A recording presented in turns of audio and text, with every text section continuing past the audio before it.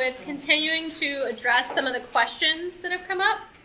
And let me know if you have other questions as well. So a little bit of a working lunch, if you will. So one of the items that has been brought up was a clarifying question on how the electors actually vote. So on, let's see, I'll go to the specific slide for it. So electors have to meet, don't want that, on the first Monday after the second Wednesday in December. So this is roughly mid-December, and what this means is that you have electors for each political party. So in Oregon, we have our 7 electors for the Republican Party, our 7 electors for the Democratic Party. These individuals are people that are determined months ahead of time over the summer. Whoever's going to be an elector is chosen by the parties in the summer.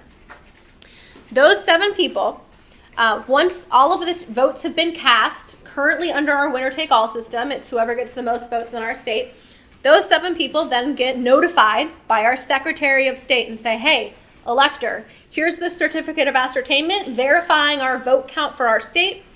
This says that you are the person that should go and cast a ballot for your candidate on this first Monday after the second Wednesday. So then these people travel to the state capitol. So it is in every state. They go to the state capitol and they go on the floor of the House or the Senate and they cast their ballots for the presidential candidates of their choice.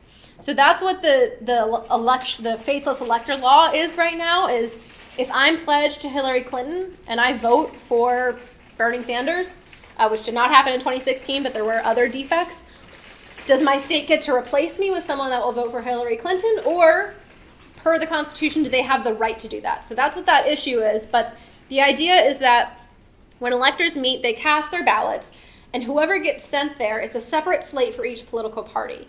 So under a national popular vote, it's not that you would have Trump electors going and voting for Clinton. That's not how it works. It's you have people that are a member of the Democratic Party that are generally going and voting for the Democratic candidate. That's who they're pledged to, and same thing on the Republican side. So that is when the Electoral College meets. That term was actually not something that the founders ever came up with. They just talked about electors. I'm actually not quite sure when that college idea got thrown in there, but they all meet in their respective state legislatures. The ballots go to Congress. It is the first act, let me backtrack that, is one of the first acts of the new Congress to count the ballots. So the Senate counts the ballots on the Senate floor, and the Senate president, the vice president, presides over that count, and that is when Congress determines who the next president is going to be, based on the votes that were cast. The reason that this is counted in the Senate is that it actually, if it was an absolute tie, if there was not a majority reached, so it was 269 to 269, it actually, whoever the next president is decided by the House of Representatives, not by any ballot you or I would cast. And so we don't have an outcome in the Electoral College. There's a tie, it gets thrown to the House. What does the House do? The House gets 1 vote per state. So if you have currently the only state that is evenly divided between Republicans and Democrats in the House is Pennsylvania, they probably wouldn't get a vote because those 5 Democrats and 5 Republicans likely wouldn't be able to come to a consensus. My state of Oregon, we have 4 Democrats and 1 Republican. It would be a 4-to-1 vote, and the Oregon's 1 vote for president would go to the Democratic candidate. So that's an even scarier outcome, I think, is the fact that this could go to the House of Representatives in, theoretically in 2020, based on the current composition of states and the way that state legislatures are likely to look. It would most likely go to the Republican candidate based on the current numbers that we have today, regardless of what the popular vote is. And while we're talking about ties, there is in our compact a clause for if there is an absolute tie, 100% tie out of 120, 130 million votes cast. In the extremely unlikely event that happens, all of the states refer back to whatever law they had before, and that is how the election would be determined. Now, I don't think that that's ever going to happen, but just so you know, now you have the answer in case anyone asks about a tie. So another question that was brought up was that around the idea of small states. So small states, as we kind of covered, they don't actually have more political power now. They don't have an advantage under the current system because they're not battleground states. So that's where your power comes from, is battleground states. And so the question was, well, no, it's not just that. It's that they're supposed to get more representation because they're a small state. And that's, part of the Electoral College. So I want to break that down a bit. That's not actually true. So the Electoral College was not created to give small states more power. The Electoral College was a compromise because the founders generally could not come up with an agreement of how to elect the president. And the slave-owning states of the South did not want a direct popular vote for president because they were concerned about what would happen if they were able to be outvoted by people in the northern states as they grew. So they wanted something, and they would only agree to come to the table on these issues if they were able to have more power.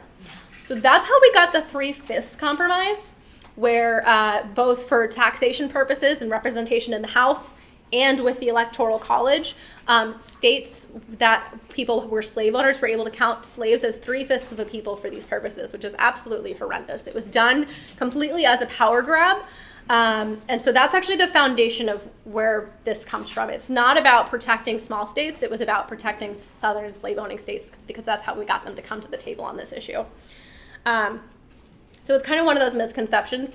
And then on top of that, the second part of that answer is small states are entitled in our Constitution to a competitive advantage, to have more representation, but only in the U.S. Senate.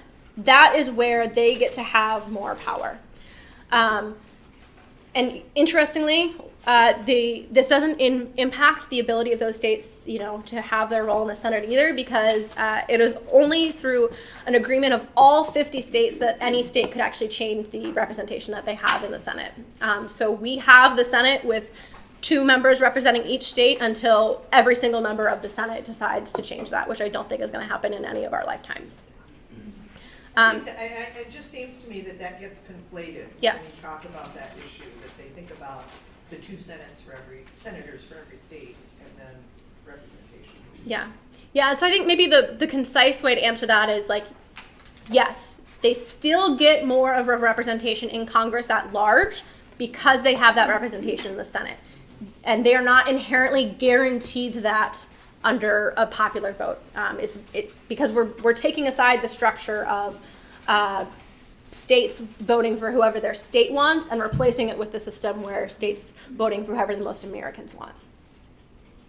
So the question is, could a state give their electoral votes, allocate them to the winner of the national popular vote now? Yes. Any state is able to change through the function of the state legislature how their electoral votes are cast. And they are certainly free to change it to giving the popular vote winner their electoral votes now, whether they're in the compact or not. If a state that were not currently in the compact wanted to do that this year, we would just try and encourage them to also join the compact as a part of a joint bill so that they were a part of R270. So I would push back on his idea that any candidate right now is not trying already to raise as much money as they possibly can. So the presidential candidates for representing the Republican and Democratic Party are already trying to raise every single dollar that they can, and they're just choosing to only spend it in certain states. I think that they're still going to try and raise every single dollar that they possibly can in the future, but it's going to be spread out between all 50 states. So we do not require that a candidate get more than 50% of the vote, for example. It is just whoever gets the most votes. So, and I'll say, in our current presidential elections, it's not often that they get over 50% of the vote, because it's sometimes so close or because of third-party candidates. But yeah, they could get 35% of the vote. They also can win under the Electoral College now while only getting in that 30 to 35% of the popular vote range. So that's true. And what I tend to say to that is, changing the Electoral College and how we elect the president is a slow process. I absolutely believe that this, and this is my personal opinion, this is the best thing that we can do right now. That does not mean that down the road we can't continue to make our system better. But this is the first thing that we absolutely need to do, is make it whoever gets the most votes wins, which is putting it on par with how we elect every other office. And then certainly, you know, maybe 30 years from now, the League of Wisconsin will be deciding if we want to use ranked choice voting or some other ranking system for electing presidents. So I would say if politicians of any particular political party are really interested in disenfranchising the votes of the opposing political party, they're going to do that as much as they can at every level they can already. And that having a national popular vote for president isn't really going to change that. And that's the thing of, there are a lot of, again, my personal opinion, there are a lot of things that we need to fix with how our government functions and how our voting systems works. This is just one of them. That doesn't mean that we stop working on all of those other things. But I don't think that it would inherently increase more disenfranchisement in those states, because I think they're already doing as much as they can anyway. So if Wisconsin is a part of the compact and the compact is in effect, all electoral votes from Wisconsin in this scenario would go to the national popular vote winner. So in all of the compacting states would give their electors to the winner of the national popular vote winner. And that's why the bill only goes into effect when there are 270 votes committed, because that's what you need to win. So all those states come together and say, we want, no matter what, the national popular vote winner to become the winner of the Electoral College. So whoever that person is gets all of our collective electoral votes. So what you could end up with is, out of 538 electors, you could have someone with 500 electoral votes to 38, because they had 270 automatically from the national popular vote, and then, you know, a handful of other smaller states, or whatever combination, not smaller, but of other states that are not a part of the compact, still operating under winner take all. And so all they could do is pile on to that majority. But the ultimate fact is, whoever wins, once this is in effect, whoever wins the national popular vote becomes the president. Yeah, so let me clarify what I said earlier. So when this goes into effect, we get the last state governor signs this, we're over that 270 threshold. At that time, the secretaries of state in the compacting states all send letters and say, hey, every other secretary of state in the country, just so you know, this is how we're electing our electors now.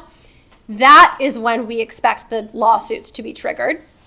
And that will happen, let's say it happens in June of an election year. We know that the Supreme Court is not going to let this sit unresolved. They address matters of elections in a timely manner, especially something like the presidential election. They'll address it before July 20th of that year. And so that's the lawsuits I was referring to, that we know we're going to have lawsuits coming out about this. And it's going to be like all over. This is, you know, unconstitutional. This is a disenfranchisement of my vote. It's going to be lots of different things. We are prepared for it. That's why this bill is created with a whole group of lawyers. That's why that book is part of it so thick, is that we've tried to think through every possible argument. And we're confident in our arguments. Yeah, absolutely. So, and then beyond that, any lawsuits that might happen of after Election Day, yeah, people might try and sue for different things within their respective states, but we're not really concerned about that because of the interlocking federal and state laws that say that the ballot's cast on Election Day, you can't change who your electors are pledged to after that. You just can't. So we're not really concerned about those. So the question is around township and other supervisors saying that citizens are not smart enough to understand the language of a referendum, and if we are prepared for that outcome. So I want to start with, doing this through citizen initiative is not our first choice. And the 15 states in DC, we have passed this through state legislatures alone. So that is our preferred method, just to clarify that. In the state of Colorado right now, they passed it and joined the compact this year. The opposition went around and did a citizen petition to take the issue to the ballot in 2020, and they got enough signatures. So it will be determined for the first time on the ballot in November of 2020 in the state of Colorado. In that particular instance, the state, because it was already passed by the duly elected legislature and the governor, the phrasing is a part of state law. It says, do you approve this act passed by the legislature? And then it says like an agreement of states to elect the president. I don't remember the exact language, but we didn't have control over that because it's just, do you agree with this act? And then it's the official title of our bill that's the same in every state. So certainly if we were going to get into an initiative campaign like in Michigan, if we were to do that, we would do a lot of that research and polling and make sure we had the most concise arguments to make it as easy as possible. But that is not our plan. It's something we'll do if we need to. And there is actually in our Every Vote Equal, there's a whole section on referendums and the differences in each state and how it could or couldn't be done in certain states. So it's something we've thought about. But if we were to do that, it would be the polling at the time and what the most compelling statements were. Yeah, I mean, I would say generally if you're advocating legislators or at this more local level, definitely having talking points and having something that, here's the same campaign message that everyone can get behind. I would say that that's the same with grassroots lobbying around trying to get this through the legislature. The better materials you have and the more everyone is on the same page, the better off you are. So definitely if we get to that point in Wisconsin, that we will make sure that we have all of those materials, definitely. Who is financing your group? So we are a nonprofit organization. So we're National Popular Vote is a 501c4, which means we're an advocacy nonprofit. You all are from the league, you know that. And so we take donations, and one of our founders is also one of our biggest donors, Dr. John Koza. He came up with the compact himself about 15 years ago, and he also invented the scratch-off lottery ticket. He's an inventor, he's a smart guy. But we also, we do, as a typical nonprofit, take donations and do, fundraising events as well. I have another question. How much of this effort is an effort to avoid a constitutional convention? So good question. It's not. It really is from our organization. It's a separate issue. So unlike the league where you support both methods, at least at the national level, no? No constitutional convention. No, oh, but, okay, so convention, but, so I'm thinking of abolishing the Electoral College through the Congress. Okay. Okay, yes. Right. So are you referring specifically to a constitutional convention or a constitutional amendment? Well, my understanding is that, maybe I'm wrong, that you have to have a constitutional convention to change the Constitution. So, or there's two ways to change the Constitution. State legislatures could call a convention. What is more common, and the only way that we've actually had constitutional amendments passed, is that it gets passed by Congress and then has to be ratified by three-quarters of the states. Ma'am, to answer your question, this is not to avoid a constitutional amendment. It's really not. There are certainly a lot of other groups that support abolishing the Electoral College and support a National Popular Vote Compact. Our entire organization, this is the one thing we advocate for, is the compact, and honestly, abolishing the Electoral College would make our bill not work. So that's just not what we're about. And it is, I can tell you quite honestly that half of my team is adamantly opposed to abolishing the Electoral College, and that's a part of what makes us great. That's how we're getting this passed in 16 states so far with bipartisan support, is because we have Republicans on the team, and this is the best way we all can think that to come together on it, regardless of what my or anyone else's personal opinions about that might be. But this is the one thing that we advocate for. I think it might help us to be better educated on interstate compacts. I mean, that Great. concept. Yeah. It's not something people hear about very much. I think actually here, there's an interstate compact about the use of water in the Great Lakes. So that's the only one that I think people might have heard about. So, I mean, a basic question is how binding is an interstate compact? And it really builds on Posey's question about, well, couldn't a state just, even though they voted it in, kind of do whatever they want later? Yeah, great. So thank you. The interstate compacts are pretty, at like their core level, they're a contract between states.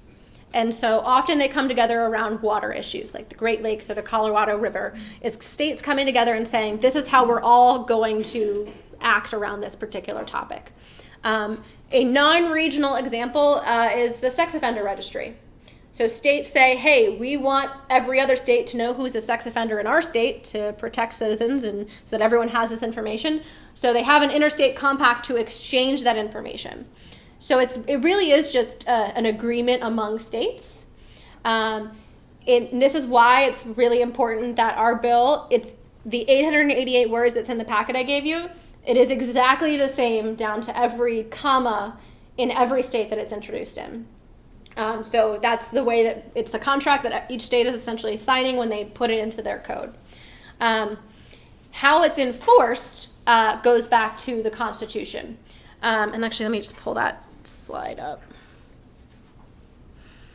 So it's not enforced by me saying, hey, you said that you wouldn't go back on this. It's enforced by the United States Supreme Court. Maybe I don't have the slide. The Supreme Court, through the Impairments Clause of the U.S. Constitution, is how this is enforced. And so states cannot withdraw from a compact without adhering to the terms of the compact. They've never been allowed to in the history of our country, and if they tried to, the Supreme Court would say no. And so the terms of our compact say that you cannot withdraw between July 20th of an election year and January 20th of the next year. So that's not something we enforce, that's something that the Supreme Court enforces. So how much power does that, I guess I'm just thinking about the compact for the Great Lakes Compact, because supposedly there's, I don't know how many states are involved in the that compact, but I know what happened in Racine there. So I don't know how powerful that compact is, because Racine's going to be taking water at a huge amount, and they got away with it. So what happened to the Great Lakes Compact? So, without speaking, if you don't mind, exactly to that example, that's an issue where things could be done and then there could be litigation afterwards. Oh, you didn't adhere to this compact, let's settle it in the Supreme Court. Oh. What this is very specifically just, it changes one thing. It says that if Wisconsin's a part of the compact, you are going to send electors to the state legislature who are pledged to the national popular vote winner. Okay. And so if the state of Wisconsin tried to send, or I'll use my state since I know the exact terms, if the Secretary of State sent a document to other people saying, hey, the Republican got the most votes nationwide and you're a Democratic candidate, here's a fake document, I want you to go vote for this at the state legislature, they would go to jail. And that would be enforced by the United States Supreme Court. So this is all that is. This changes this one specific thing, and that's who it's enforced by. Okay, I'm going to talk a little bit about just general advice on presenting about this topic, and run through some other stuff, and then if we can continue to take questions if they come up as well. So for this next part, there's not a slideshow for this, but it's just a document that I will send to you all electronically. It's not in your packet, it's a little thick, but it's our advice to speakers document. And so generally, when we get to the point where you all are advocating your legislators for this bill, I think you all are probably consistent people that participate in your democracy, but just in case, I'll give you my warning that I give to everyone. We don't approach legislators and say, hey, I support the national popular vote, do you? We don't want to put legislators on the spot immediately, and we certainly don't want to ask them about an interstate compact that they may have never heard of without explaining it, because they might dig in their heels and say, no, you're crazy talk, don't talk to me. So just approaching our legislators and saying, I support this bill. Maybe if you're speaking to a strong Democratic legislator who represents your area. Hi, I'm a constituent. I support having a one person, one vote be how we elect our president, and having a national popular vote for president. There's this bill called the National Popular Vote Compact that you can pass at the state legislature that's supported by the League of Women Voters, the NAACP, the Sierra Club, the Oregon League, and many other organizations nationwide. Can I send you some information about the bill? Does this sound like something you might support? So I think this is all things you know, but just making it more of a conversational and not just jumping in and expecting legislators to know about the bill, especially in a state where it hasn't been consistently lobbied for many years, because they really might not have had a reason to hear about this. Say generally when we're going through and talking about this, it's really good to just start with a one-sentence statement of what the bill does. The National Popular Vote bill would guarantee the presidency to the candidate who receives the most popular vote in all 50 states. That's like a very concise way of stating it. We generally advise against going kind of off script and attacking the Electoral College. Because one, we don't abolish the Electoral College. We don't change the function or composition of the Electoral College. We do what the Constitution says we can, and we advocate for state legislatures to change how they vote when they send electors to vote on behalf of them. We'd also, recommend don't say it's sidestepping the Electoral College, because again, we're not. We're using the Electoral College to achieve a national popular vote. And an individual's support or non-support for the Electoral College is a separate issue, since it is the vehicle that we are currently using to achieve a national popular vote. We use the term the current system is kind of how we refer to the winner-take-all laws. So instead of saying, oh, the Electoral College is broken or something like that, no. Our current system of how we use the Electoral College is resulting in these elections where the Electoral College winner is the popular vote loser. And that's the system we're trying to change. Own the Founding Fathers and the Constitution, because this is something that tries to get people to try and use against us, that we're going against their will. How dare you think you know better, little missy? What are you, 25? You think you know better than the Founding Fathers? I refrain from reminding them of the ages of what the Founding Fathers were when they actually drafted the Constitution. Say, no, we are using the power that the Founding Fathers left to the state legislature, and we're using it to change how we vote, exactly as they intended. And it's something that, the facts really are on our sides on this. We'd recommend don't use expediency to justify the bill. So similar to what this woman was asking, are we trying to, and I'll, not your exact phrasing, but are we trying to just do this because it's faster than a constitutional amendment? No, that's not what our organization is about. That's not what this compact is about. We want to achieve a national popular vote for president and believe that this is the best way to do it, regardless of what the time frame is. This is the way that we're going to get it done.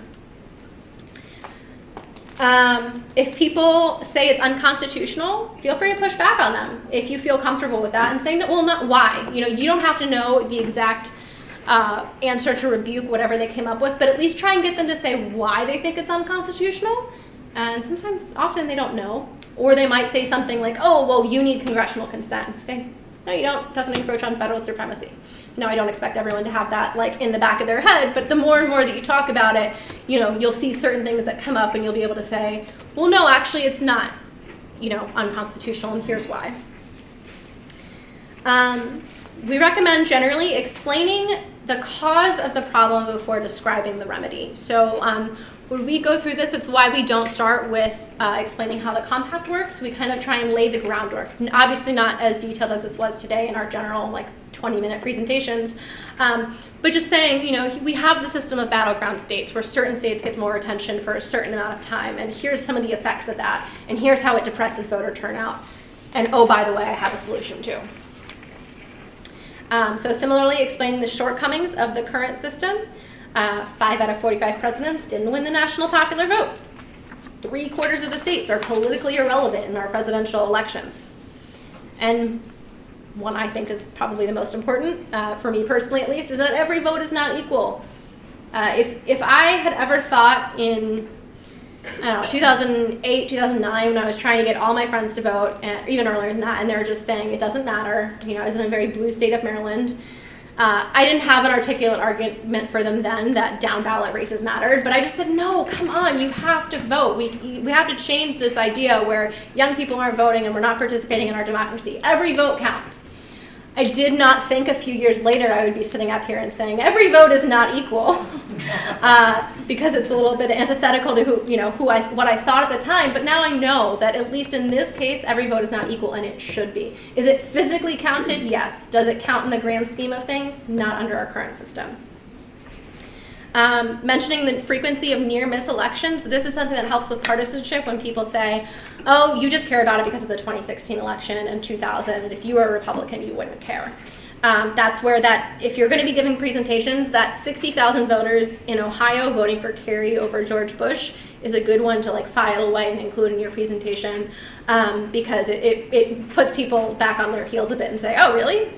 I guess it could go the other way in the future. A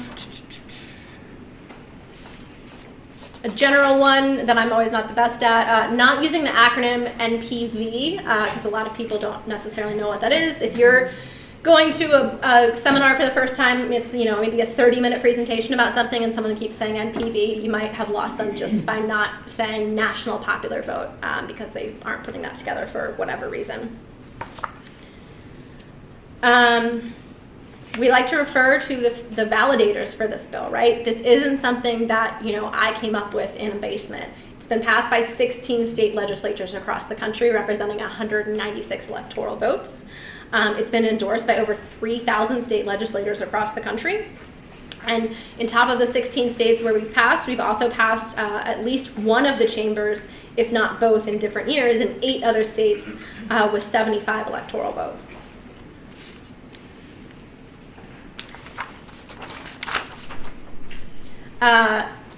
A fun thing to do, these very thick books that this woman kindly showed us earlier, Every Vote Equal, it's a good for all of the content in it, but it's also a good prop.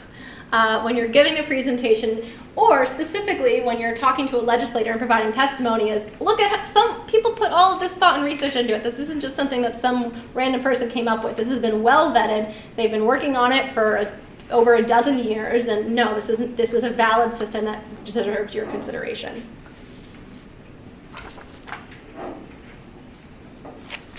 And the last kind of general advice here, a lot of scary scenarios can come up when you start diving into this with people, whether it's around recounts or faithless electors or things that you might not have a really good answer to in the moment. So the best thing for that is, well, one, I'm a volunteer. I'm not really sure the answer to your question, but I know that there's probably a response on the website. Here's a link, or if you want to give me your email, I'm happy to try and find that out for you.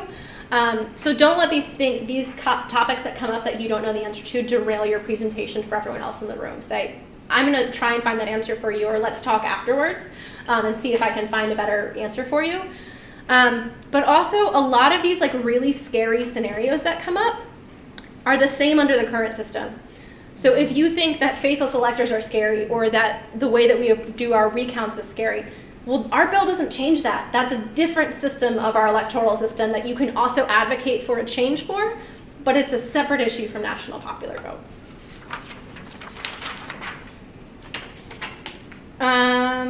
Any questions on any of those items? You say we can download the advice to presenters from the website? Actually, the one that it's on our website, isn't it, Carmen? It's in our toolkit. We have advice to presenters and also how to approach the legislators. Great. The last couple things we've already put up on our toolkit. Yeah. And so, I'll go through it real quick and again. great. And then any other documents, I'll leave it up to Barb for whatever else she wants to include in there. And then I'll send out just kind of generally to everyone that signed in afterwards all of the documents that I have that you can use as a reference, knowing that some of them, I'm not recommending you go through all of them, but because you came to this presentation, if you want to go through all of them, they're there for you. But some of them are 30 pages long, and I don't think are necessarily, you don't need to study them intently. Okay. Great. So I wanted to take just a couple of minutes to encourage all of you to come up with an elevator speech for how you would present this bill. Because I think that's the best thing that you can walk out of this room with is just a concise statement and know that you feel confident that if someone were to ask you, like, what's the national popular vote? You can quickly tell them what it is, very briefly how it works. You don't have to get into any of this level of detail, but just that it makes whoever gets the most votes nationwide the president, and like one reason of why you support it. If you don't have paper, there's some note cards sprinkled around, but if you want to just take a couple of minutes to come up with your own statement of like what your elevator speech would be if you were to meet a legislator in an elevator, and then we will turn it back over to the Barb for updates from the league generally. Democrat wins, then all of us.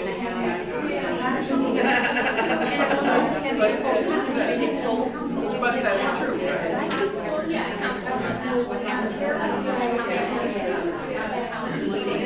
right? But all of us.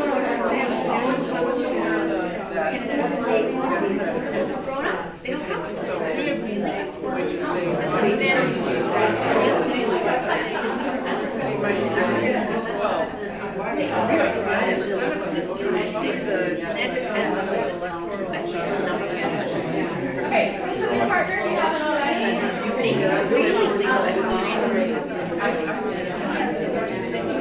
So I want to just show you what we have online for your use and for any league members' use when you go out, hopefully, to spread the word. This is the homepage for the State League's website. And if you go down to member resources there, you can see, I'm going to click on that. Oops, I clicked, okay. And then go down to member resources on the next page. No, right there. It's right Oh, I'm sorry. Okay, I'm sorry. There it is. So then under our studies and resources, the last thing there, National Popular Vote, Interstate Compact. And you click on that.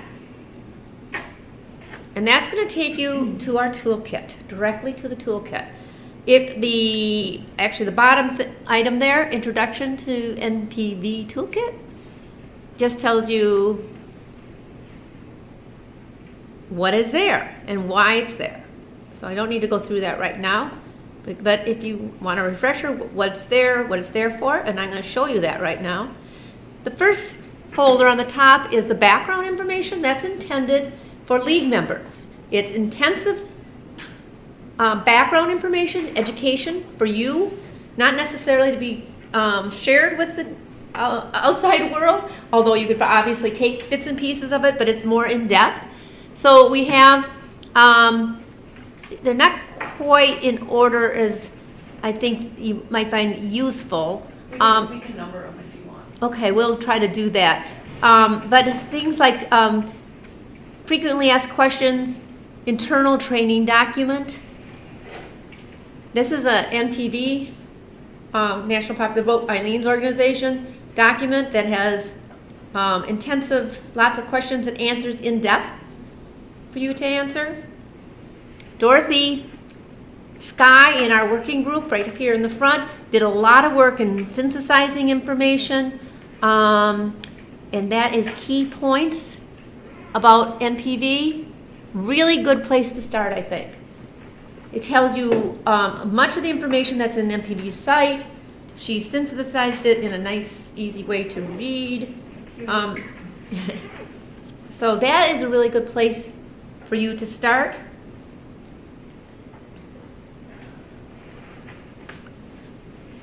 Sorry, I'm not doing this right somehow.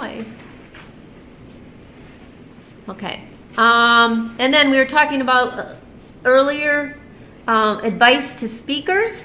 That's a NPV document with do's and don'ts.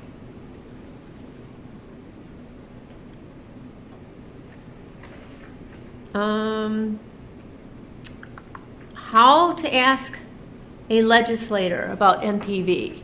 That's where Eileen touched on that. When you're going up to them, don't confront them. Kind of like, hi, here I am. My name, I'm your constituent. Two different examples here of a good way to make that introduction. And then the last thing in this internal subfolder is our sample writing, sample letters to your legislators, sample letters to your editors of newspapers. Again, Dorothy Sky did a great job in putting all this together. She's compiled information from various sources. So take your time, look at this. You can take samples out of it and do what you want with it. NPV.com, nationalpopularvote.com, which is in Eileen's organization, also has an easy way, if you want, of writing letters to your legislators and newspaper editors.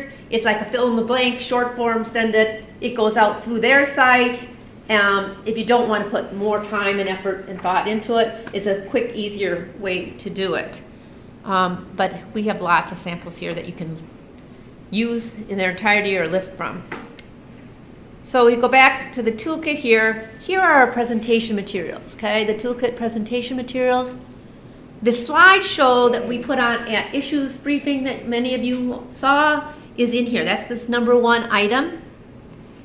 And so that's exactly it. And there is a script underneath it that you can use if you like. How long is that time-wise? It took about, with questions and answers, 50 minutes.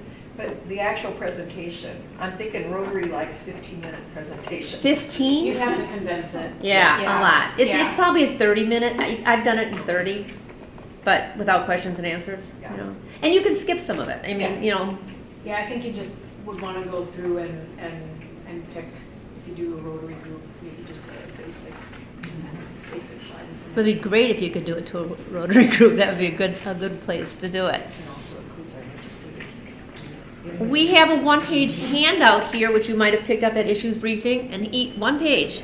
What is the National Popular Vote Interstate Compact? What's wrong with the current winner-take-all practice? What is the status of the National Popular Vote Interstate Compact? That's up to date as of now. So some of that may change hopefully as we go forward. Printable materials is, this actually I lifted from the league in Florida. If you want stickers printed or banners, you can use one of these sites, take it to your printer and have things printed for you to hand out. Make posters or banners, so use that as you'd like.